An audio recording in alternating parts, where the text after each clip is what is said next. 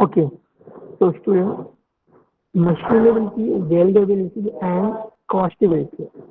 These are the process. Okay, and these three properties based on these process.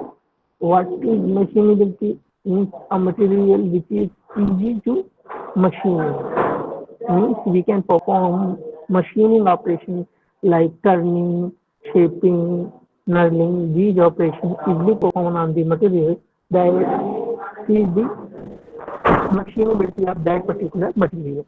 Buildability, what is the buildability? Building is the process where we can join two same metal or different metal together by a filler material,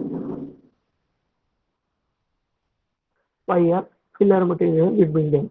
Okay, that is the weldability. Means if two material are two different material which is easy to weld together, that is the weldability.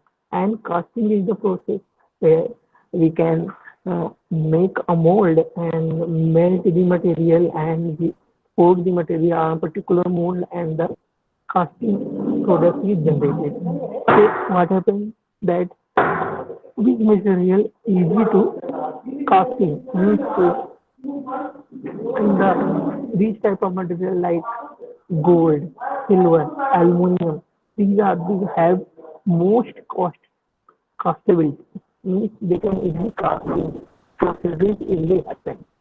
Okay, because the maximum product are from these material is done by the casting, like your pressure cooker, like your jewelry, like your jewelry, pressure cooker, and your crockery for the domestic purpose. So these are the used for particular reason. So what is these things? These things, the strength, hardness, ductility, brittleness, toughness, elasticity, plasticity, resilience, malleability. These the internal property of the material. But machinability, weldability, and castability is depend on the is depend on the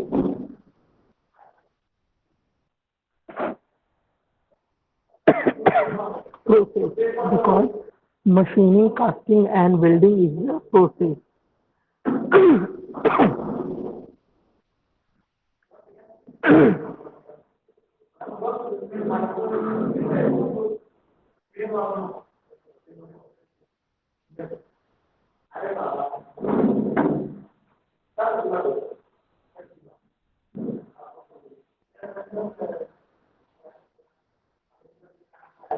Okay. So now today we're going to discuss mechanical test on the metal. So what are the tests we perform to check different properties of the metal? So as per the property name, most of the tests most of the test name depend on the property name. Like here, all mechanical property of metal established by the conducting test on various testing machines. So how we measure the toughness, how we measure the strength, how we measure the hardness. Okay. So in our syllabus, these are the tests we're going to conduct. Okay. Tensile test, hardness test.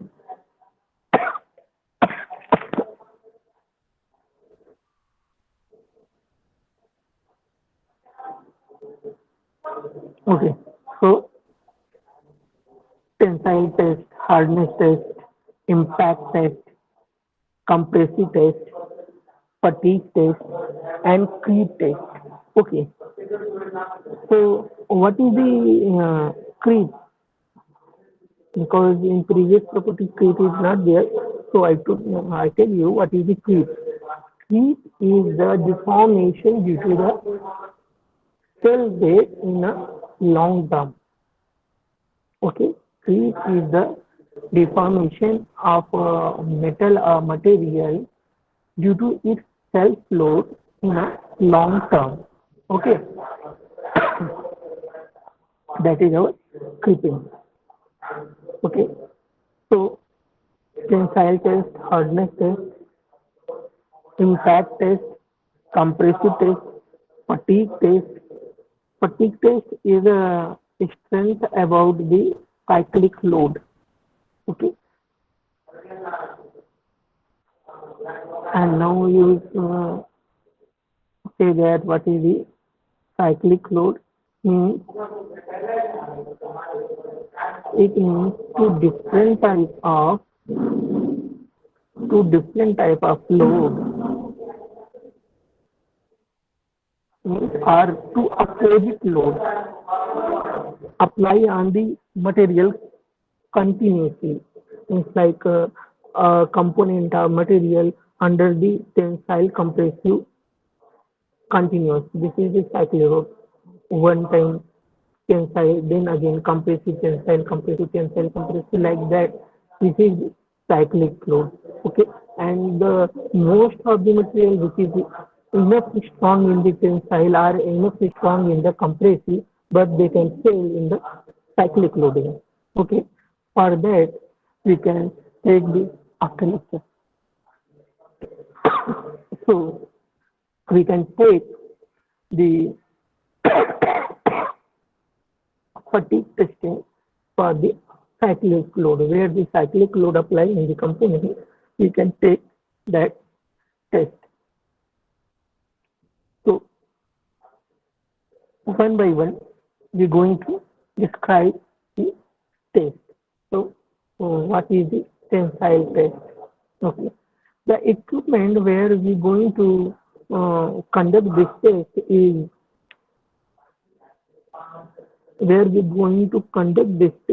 is UTM, Universal Testing Machine. On the Universal Testing Machine, we can conduct this test with a specimen. Okay, so what we gain after conducting this tensile test? Understand mechanical behavior by the stress strain curve. Okay, so in the tensile test, we get a strain stress curve, a curve between the strain and stress. What is the meaning of that? Okay, the meaning of that when we apply a load, a tensile load in a specimen, then in respect the load, how much strain will be produced. Okay, that is the stress strain curve. Means we apply load 1, then what is the strain? Load 2, what is the strain? Load 3, what is the strain? Load 4. Means we just slowly we apply the different load on the specimen and we measure the strain, and whatever the load and whatever the strain, we consider that stress strain curve according to this point. Okay, so there is three way of load application: tensile, shear, and compression. Okay, so we can apply the tensile load, shear load, or compression load. Most common mechanical stress strain performing tension. Okay, so we also get the stress strain curve due to these two loads, means shear load or compression load. Shear load or compression load. Okay, just 1 minute. I open the board.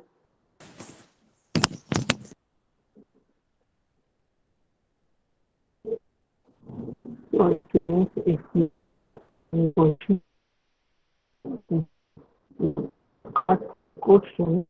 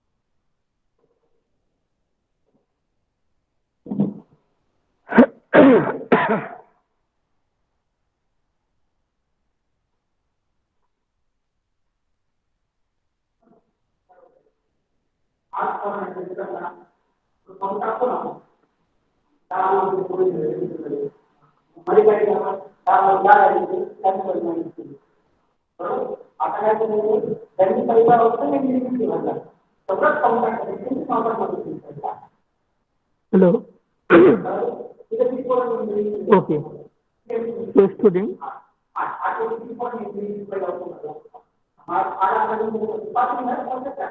look here. I will explain again.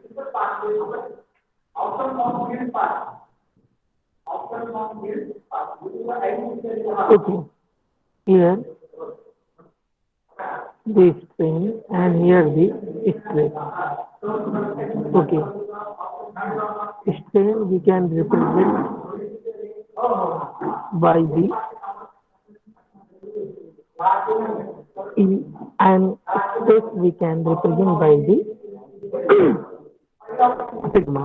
So here we are going to draw the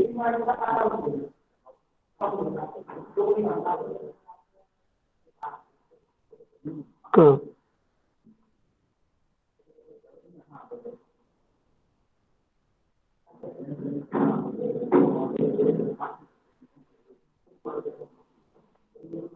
Okay.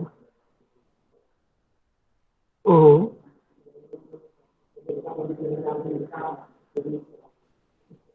A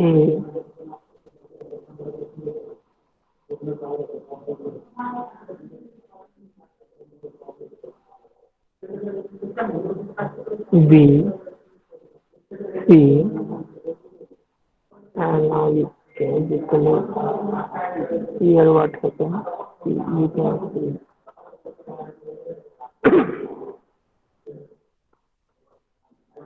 D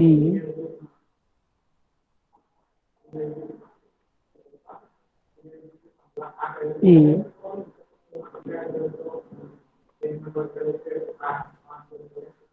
F. Okay. So in the stress strain curve, there is O, A, B, C, D, E, F. These 6 points is there. O is the initial position. A, OA is the elastic limit. C, this elastic limit. OA is the elastic limit. A being the position where elasticity is available. B is upper yield point, here is 2 point is here.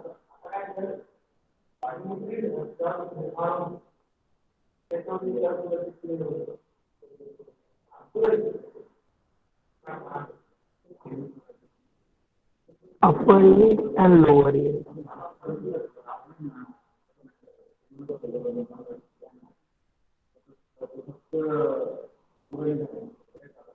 Upper yield and lower yield point. So,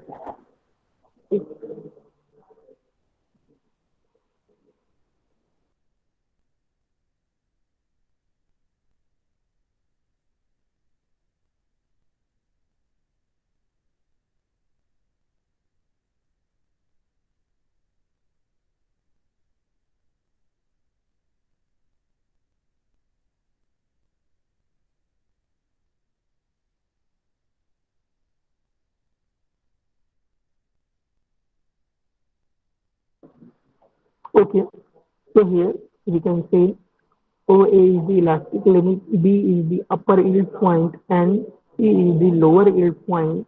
And what is D? D is the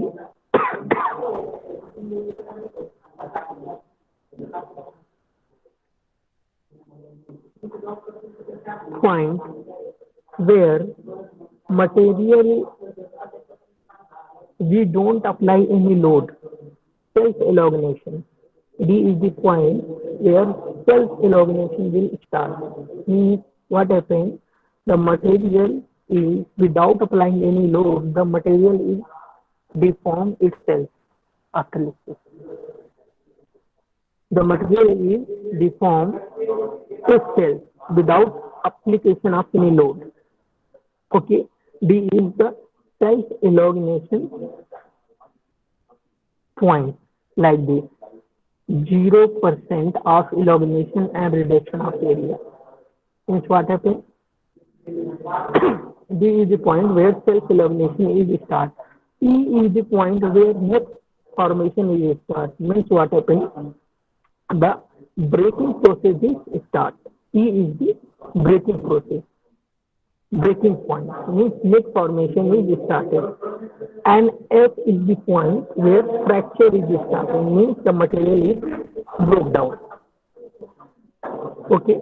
So we see all these points. So what is the ultimate stress? D is the point of ultimate stress, where we give the maximum stress. Where a point where we get the maximum stress in the stress strain diagram, that is called the ultimate stress. That is the called ultimate stress. Okay. So this is about the stress strain curve. Now,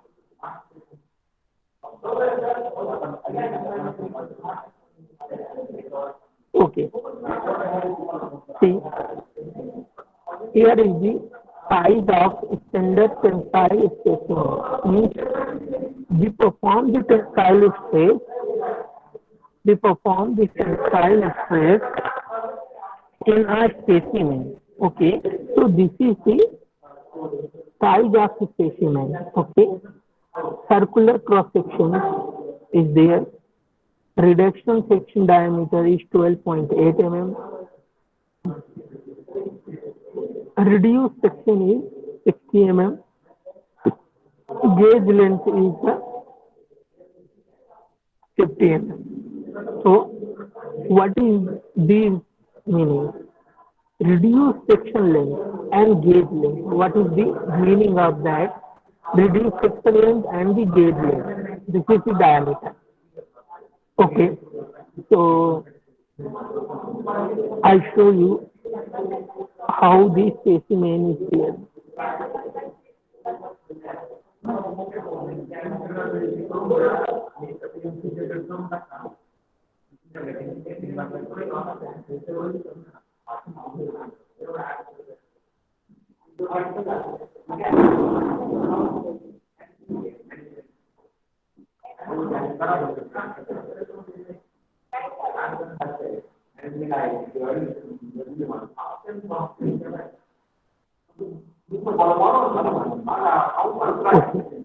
The specimen like this.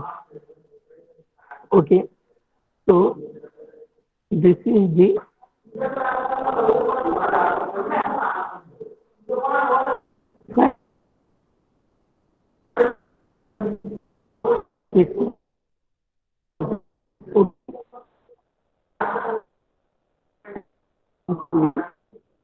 how much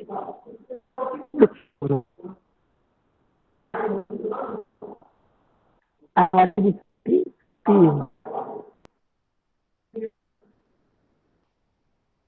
okay. So this is the specimen and here is the dimension. What happened? Why this 10 mm is why? What is this gauge length? Gauge length is the length where the testing is performed. Where testing is performed. Why this 10 mm length is exceeded? Because we can tighten this specimen between two jaw, upper jaw and lower jaw of the UTM, Universal Testing Machine. Okay, whatever the procedure. Okay, so the procedure is here. Specimen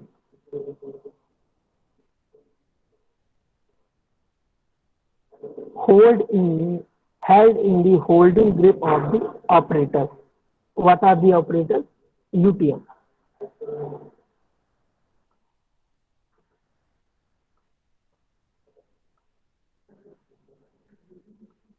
universal testing machine. Okay, load apply gradually at a constant rate. Means what happens? We increase the load at a constant rate. Means what happens? For example, we apply 50 newton load and we just wait for the 1 minute. So we can see the what is the effect, what is the proper effect of 50 newton load on the specimen with the time 1 minute.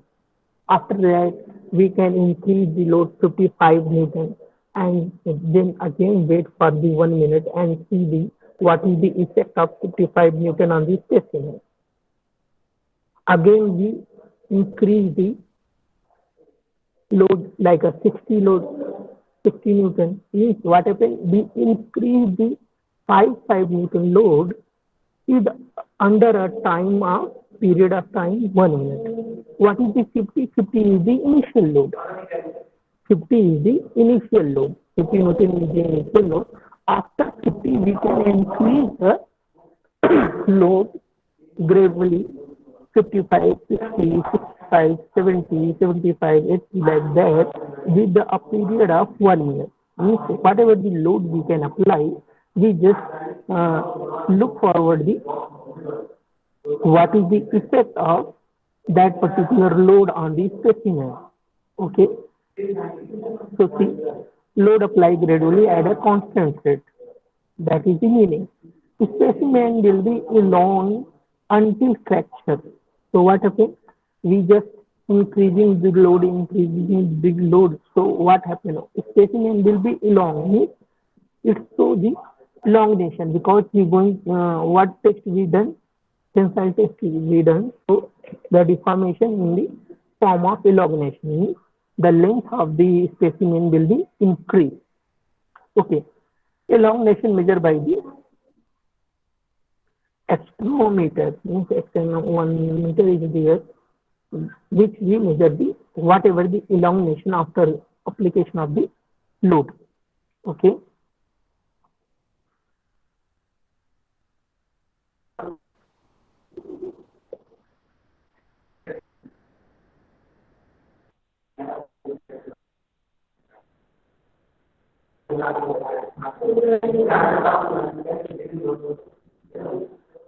So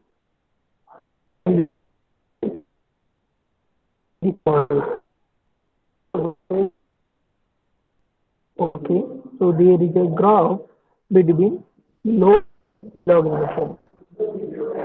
Between load and like I showed the first diagram what happened that the diagram between stress uh,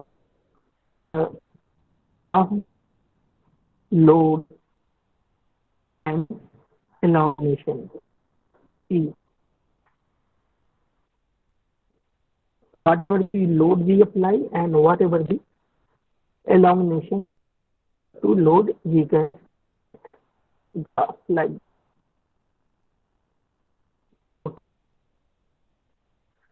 So see here we can find out the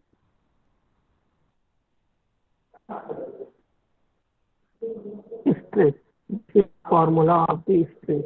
Sigma equal to F upon A naught. What is the A naught? Origin section area before any load apply in the specimen. Before any load apply in the specimen. F is the load be applied. Okay. This is the engineering stress. Okay. Engineering strength, what is that? Li is the initial length. L naught is the final length. Means a point where we going to measure the string. Like our specimen is here, we apply the 50 Newton load. Okay. So without applying the 15 Newton load, what is the length? It is original length. And after application of the 15 Newton load, what is the length? That is the L naught or L0. Okay. So Li minus L naught is the divided by Lo. That is our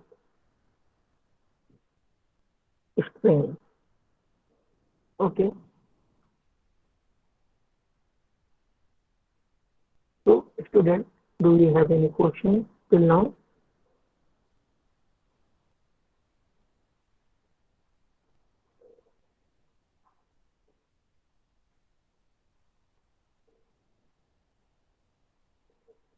Now, it's going to No, sir. plot as yes, sir. Yes. Any question? No, no. Okay. So here, plot a graph. What are we going to draw in the graph? We're going to create a curve between the stress strain curve. So I already discussed these points. So first we see the where is the graph. Okay.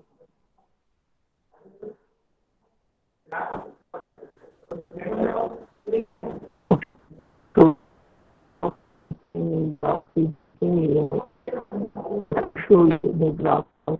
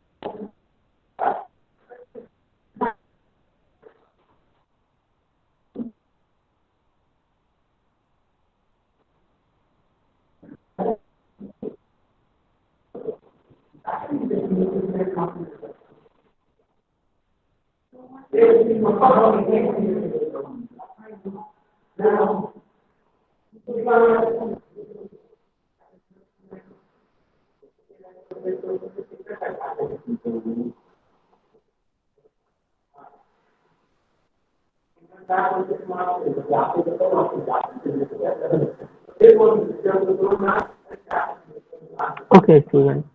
So you can see now the stress strain curve. Okay, this is your stress strain curve, and here stress strain curve will explain whatever is there. I explain directly from the figure. Whatever point is here, I directly explain with the figure. Okay. So here, see. How many the points? O, A, B, C, D, and E. Okay. So this is strain and this is the stress. So O is the initial point and A is the point where elastic limit, till here elastic limit is there. Till here elastic limit is there. So we can say that O A is the proportional limit. What do you mean by proportional limit? Means the strain and stress increase and decrease with a fixed proportion or ratio. That is the proportional limit. And B, A, sorry, O to D is the elastic limit. Means O to B, what happens? O to B is the elastic limit. Okay.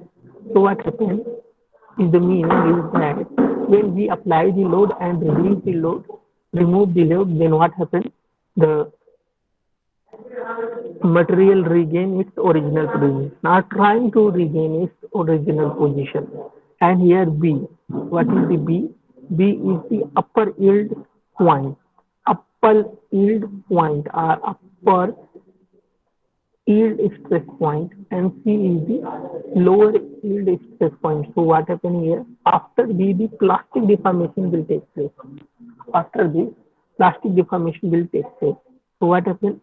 Here upper yield point, here is the lower yield point. Means what happens? Some elasticity will be produced with, already regain between B and C. But what happened after this C? After this C, the total plastic deformation will take place. After this C, the total plastic deformation will take place. So, what is the meaning? The meaning is that after C point, if we apply the load and what happens if any deformation, whatever the deformation is done with the application of the load, that deformation is permanent. That deformation is permanent, like a plastic. We can just heat up the plastic, then what happens? Whatever the shape gained by the plastic, that is permanent. Okay, that is called the plastic deformation. Okay, what is D? D is the ultimate stress point. C is the ultimate stress point. Why we call the ultimate? C here. Here.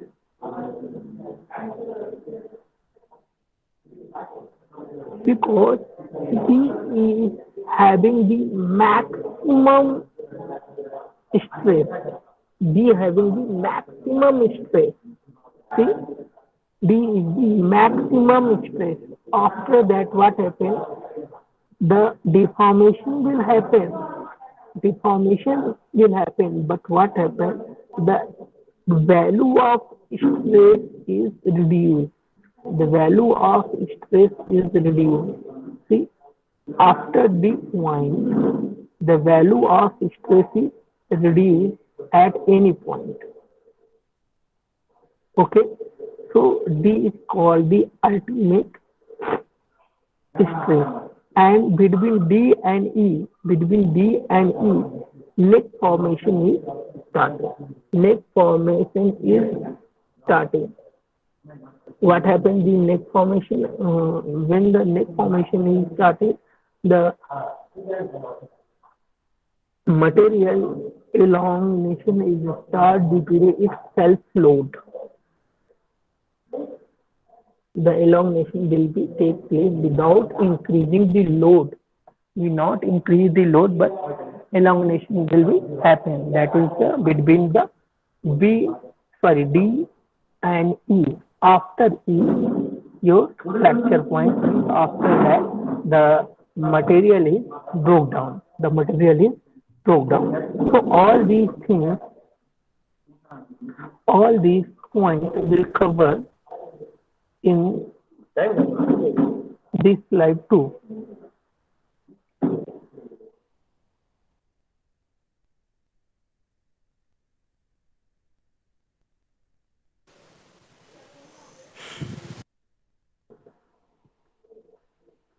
Okay, so whatever the point we discuss by the graph, that is discussed here. What is the OA? A straight line. Means we can say that is the proportional limit. Hook fluff follow. So hook fluff follow. And here we can use E, capital E, as a Young modulus or elasticity modulus, like the modulus of elasticity. Okay. So till proportional limit, stress is equal to E into stress, means Young modulus into the strain. That is our stress.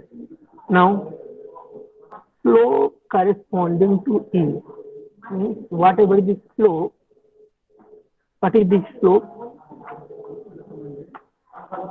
They talk about this slope. They talk about this slope.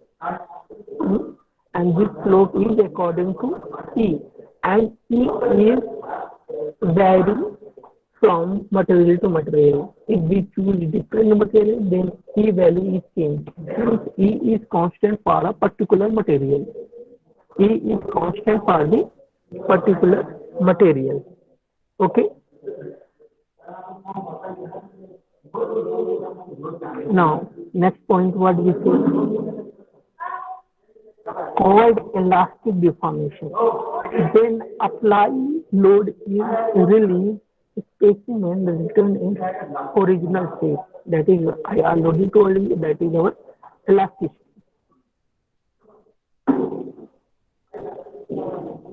So, what is A to B? A, B is a small curve. A is a point where elastic deformation is and plastic deformation is started. Okay, phenomena of yielding is occurring, called proportional limit. Initial departure from the linearity. What happens? Means the linearity is changed. When we apply the load, whatever the load apply, we get that proportional strain. But after the B point, what happens? The plastic deformation is take place. We apply the less load and the deformation is so more. The proportionality limit is not follow. Hook fly is not follow because the hook fly is the elasticity or proportional limit. Okay. So to determine yielding point, how we determine the yielding point? Construct the straight line parallel to the elastic proportion stress strain curve at a specific strain offset to 0.002. Okay. B is the intersection of the parallel line with the curve. The stress defined as the yield stress. Okay. So here we can say what is the yield stress. Here on this point, on B and C, whatever the stress value, what is the stress value? We just draw a point here, means this stress, and whatever the value we get here, this stress. Okay, this stress we call sigma y, that is called yield stress. That is called yield stress. Okay. So this is our yield stress. Now B is the intersection of parallel line with the curve. The stress defined as the yield strength. Okay.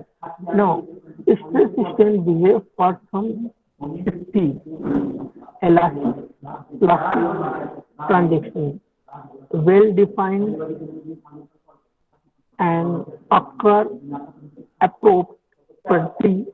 Yield point phenomena. What is the yield point? I already explained these things in the diagram. So there is no need to explain. I share this PPT to you, so you can go through that Student, if you have any question, student, do you have any question? Then put forward your question. So this is, I will, okay, thank you. So there is no question. So if any question is there, then you